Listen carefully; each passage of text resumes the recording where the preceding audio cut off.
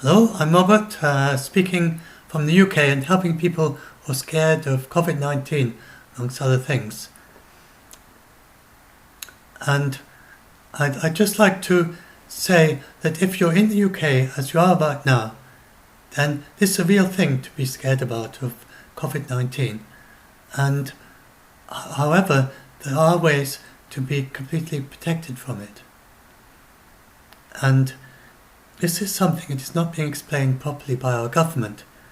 And to help understand what the difference is, I go by the WHO. They are very hard-headed, they know what they're talking about. And this is Bruce Aylward from the WHO, and he spent, after 9 days in China's worst COVID-19 hotspots, he was able to say, I don't have COVID-19, I'm very low risk. He said that speaking to the journalists in Geneva, just straight back from China.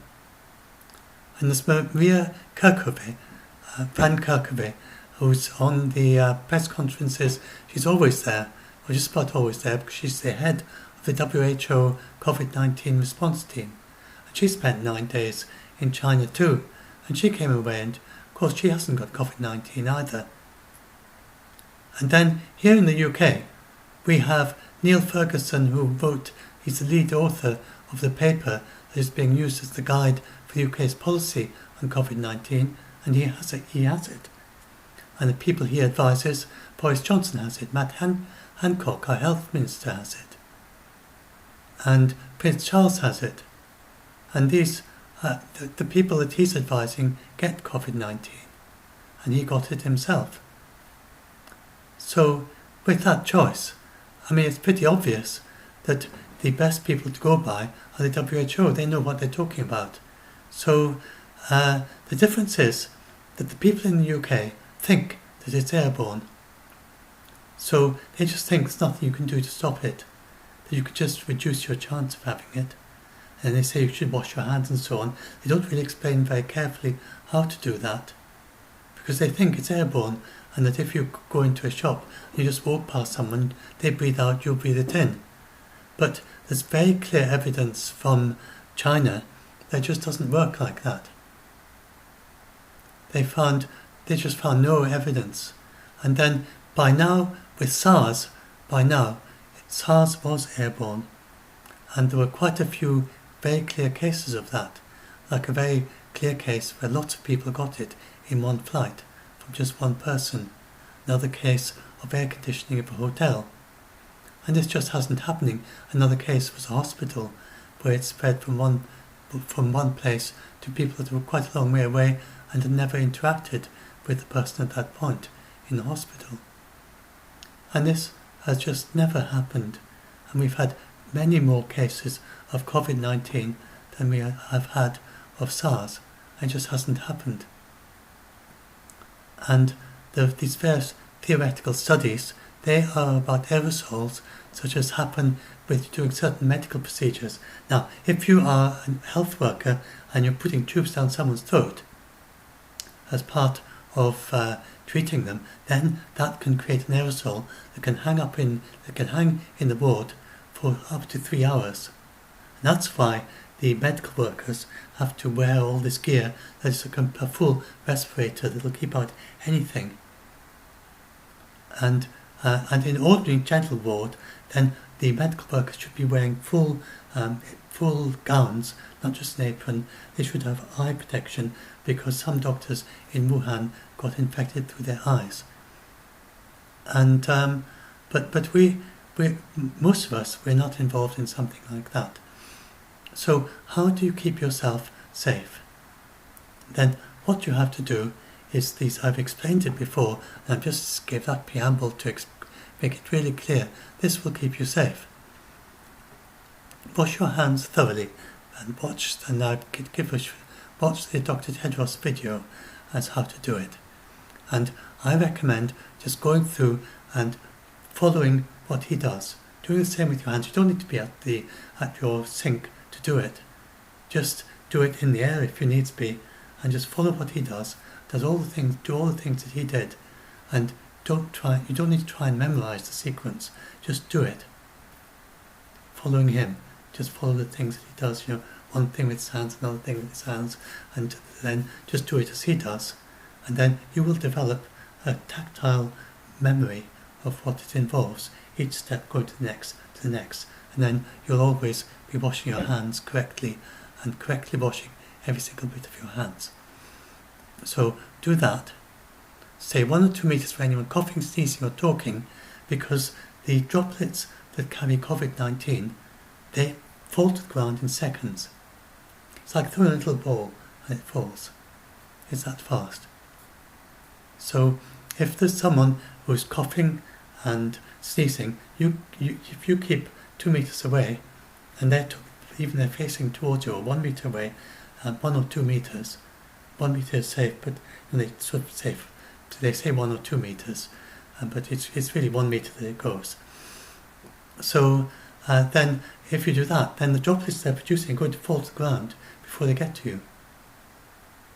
And if you're just walking past someone who's breathing out and you're breathing in, because it doesn't transmit like SARS, then you don't have a risk there. And these people went all the way around the worst areas of China, and they kept this distance of the 1 meter, and they washed their hands. He said he washed his hands every half hour when he was in these areas. And you don't touch your eyes, nose or mouth. Wash your hands before doing that. So like if you wash your face at night, then you obviously wash your hands first, and then you wash your face and you're okay. And then so anything like that, so long as your hands are clean before you touch your face, then that's fine. And in my case, so I get some people worry about me. I'm very safe. I know I haven't got COVID-19, no chance. So just for people to worry about me, now of course you're not all going to be a situation like this, but I'm in a very safe situation. I live in this house here. I'm the only person living in this little house, and once a week I go and do my shopping, and most of my socialising, I don't need to do any socialising in real life. I do it online if I'm socialising, and most of the time I'm spending talking to people over the internet. So I'm not going to you don't get COVID-19 obviously over the internet. When I go and do my shopping, then what I have to do, so I help people over the internet who are in a similar situation. So you don't need to live in a little house in the middle of nowhere. If you're in, many people right now in the UK are self-isolating in a household. And that's the same situation. You're just sitting in your house, just like I'm in my little house. And then many people I help, you just go and do your shopping, and that's the only time you go out of the house. Apart from maybe your day of exercise, your hour of exercise when you know when you're anyone. So when that happens, so I went to our local shop early last week and did my week's shopping, and nowadays most shops they only let in my case they only let 3 people in at a time. It's not that big a shop, and when you're queuing outside, stay a distance from the other people outside. If you're talking to them, talk to them from this 1 or 2 meters distance. And if anyone's coughing or sneezing, same thing, keep the same distance. When you're in the shop, from time to time someone might walk past you, don't worry about that. Remember, it's only if they're talking to you. Just if someone who's stacking the shelves walks past you, now I noticed they were sort of keeping a distance like that, but they didn't really need to worry about that, because it's not like flu, and it's not like SARS. You're not going to be spread just by breathing in and out. So then you go around the shop and you do your shopping, and while you're in the shop and from then on, when you go into the shop and then going back to your home, then that is the risky part. Obviously walking out the shop isn't, as long as you're not touching your face. Then in the shop, not touch your face at all. You're not touching things as you go, touching walls and then touching your face or something. Then once you're in the shop, then you just don't touch your face, your eyes, nose and mouth at all, and all the way back home. That's the safest thing. And then you just do your shopping as normal, and then they have the shop counters. You've got to keep a certain distance from them nowadays. 1 meter is fine, and just don't pay any attention. You get these news stories come over and over again that people say, oh, we think that it's airborne, but then they don't get published. They get retracted, and the people find a mistake, and it actually wasn't airborne. They got it some other way, and it's happening over and over with. And if it was SARS, it would have been proved long ago. So it's very, very, very strong by now, after thousands of cases, tens of thousands of cases, and they're still not finding any airborne transmission. And people are searching and producing these papers, and then they find a mistake, and it's taken down again. So no, you don't need to worry about airborne transmission, and the WHO will continue to monitor it. And from the 29th of March, they update and they say we still see no evidence of airborne transmission. So just don't worry about that. Just do everything like they say there. But of course, you need to respect other people, so they think it's airborne. So keep a distance from them, but sort of politely, because the people in our country tend to think it's airborne because they've been told that they've sort of got the impression from these academics who've never studied the real data from China. They're just caught up in their their simulated flu model, and they think it's airborne. And so I don't. We need to. This physical distancing is helping, and don't do anything to undermine what other people are doing. But so you can go along with that, and when you go out for a walk, just keep a distance from everyone else, and not not just when you're talking, but all the time, and just can do all the rules, because we've got to help other people to follow we're in this place, we've got our government. I can criticise them as a citizen, but I'm not going to go out and go against their rules when I'm out in the public. And but when I'm at home, and when I'm doing, but at the same time, privately, you really need to do this, and all that physical distancing is not really important if it's just walking past someone in the street. It's only if they're talking directly to you. And also, even before there was any of this physical distancing, there just weren't examples of it being transmitted from one person to another in a place like a supermarket. It didn't happen in Singapore, where you've got this vast number of everyone's being tested. Then there was some transmission in a shop, and that was due to the shopkeeper rubbing essential oils into people's skin. So when you've got direct contact like that in a shop, yes.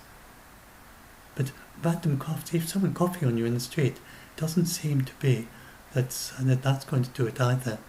It seems to require, this virus requires, so I'm not saying, I'm not saying don't do this. Be careful about the shopping, because we don't know, maybe even if it's only 1 in 10,000 cases that it happens that way, you want to avoid that.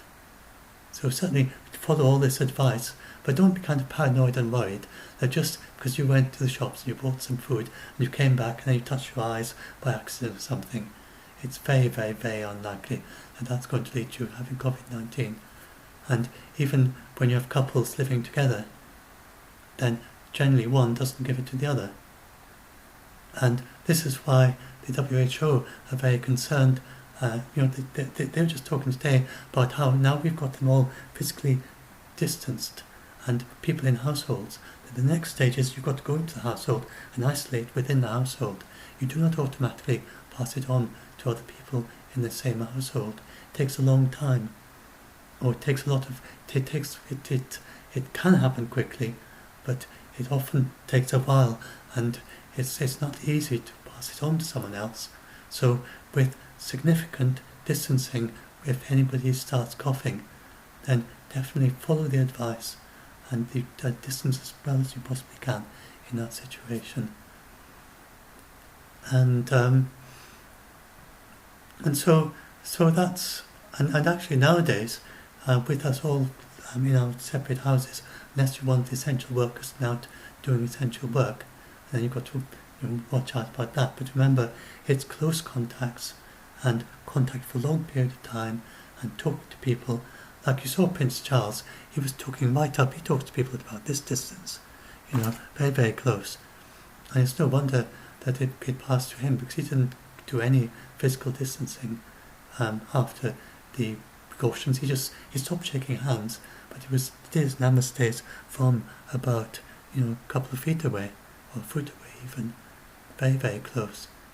So he wasn't doing the right measures, and so these people getting it, then it doesn't mean you're going to get it, because then they just haven't been doing it right. So please do it right, and then you'll be okay. And just about practically zero chance of getting it. Remember that the experts of the WHO, they run safe, and they consider it was safe enough to go around all the worst areas of China using these very same measures that they're telling us to do. And you don't need a mask to protect yourself, and please don't get a mask if you haven't got one yet. You only need a mask if you are looking after someone else in your house with COVID-19, and they've got COVID-19. They should wear a mask and to stop spreading it to you, and you should wear a mask to stop getting it from them. But you should also check the WHO website to find out how to use a mask, because just for instance, you often see on video people with masks, and they're sort of adjusting with their fingers and just moving their fingers, always touching their mask in one way or another, just like people often touch their face. If you're doing that, the mask is doing absolutely nothing to protect either you or anyone else. If you cough into it, then by touching the mask you touch the wetnesses, and then that goes to surfaces. And then the other way around, you touch surfaces that someone else has coughed on, you adjust your mask, and it's got into this mask, which is right next to your face. And many people do that.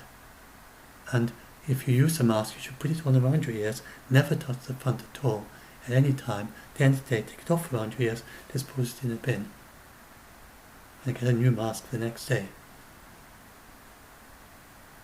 And you should do that both to stop affecting others and to stop others.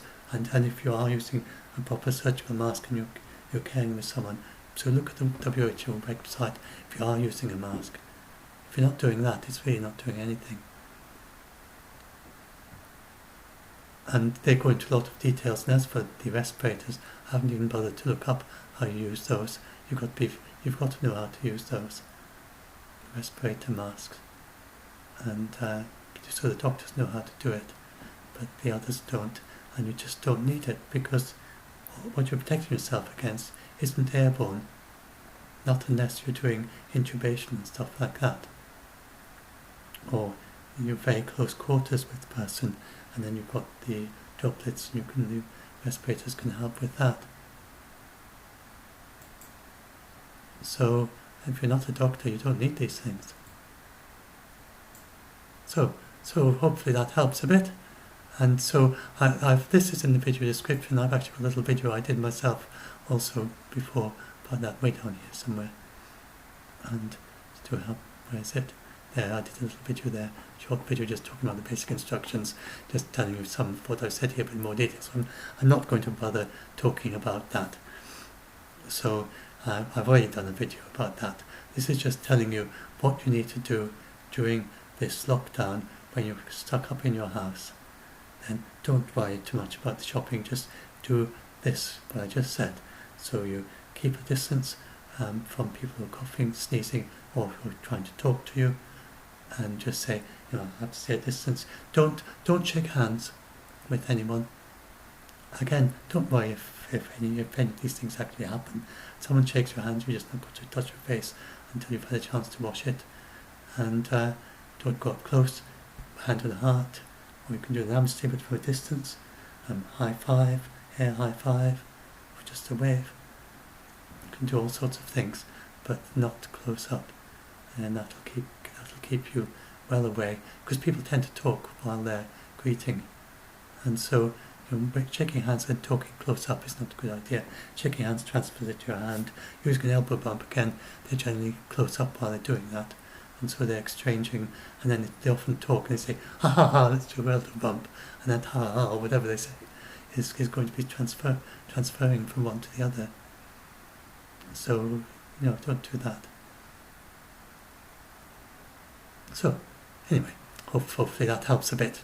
and with just help keep some of you safer in the during the lockdown, and just so you don't need to worry too much about the shopping, but just do it like this, and remember it's incredibly rare. I haven't come across any example of someone getting it from someone else by shopping in the papers I've read. So I don't know if that doesn't mean that it doesn't happen, and maybe there's some rare cases where it does happen, they just haven't talked about it, but it's certainly not the most common way for it to transmit to anyone. And even when you're in close quarters in the same household, then only 1 in 10 transmits that, even if you're together and you aren't taking any precautions and you've been together all the time they were sick. Then again, just only 1 in 10 or less and get it in that situation. So, but some people shed more virus than others, and it's not totally like, so you get these super spreaders and so on. But you don't need to worry. Just do these instructions. Wash your hands thoroughly. You know how to do it. Stay a distance. Avoid touching your eyes, nose and mouth. And cough and sneeze into your elbow to protect other people. You can use a mask, but if you use it properly, if you don't use it properly, you might as well not have it. And it's better to cough into your elbow. Asian culture, in some China anyway, in some other parts, Japan and so on, then they wear the mask. It's partly a psychological thing that they're used to it. It makes them feel better because they're using the mask. But there isn't any evidence yet that it actually helps, and it might make things worse if you're not using it correctly. So for places where it's not part of our culture to use masks, then just cough into your elbow and you're doing the same thing, and probably more effective that's probably better than using a mask and not using it correctly, because that gives you more opportunities of passing it on to someone else. So, anyway, that's that video. I'll upload it. Oh yes, if any of you joined Facebook Doomsday Debunk, please read the instructions at the head of the group. We very much welcome debunkers as well as, but especially people who look at the fact-checking as a huge infodemic about all this stuff about the COVID-19. So please don't add to it. If you do, please try and check the information that you give, the help that you're giving, if you're helping someone in the group, and check that it is actually valid, accurate information from the WHO or someone of similar kind of the CDC in the United States, someone of similar kind of authority, and not something that someone said on Twitter the other day. Then that's very useful for debunking, to have people who are careful about their sources. And on this particular topic, I would say watching the WHO press conferences is perhaps the very best way to get an idea, and looking at the WHO website. They are absolutely the best sources on COVID-19.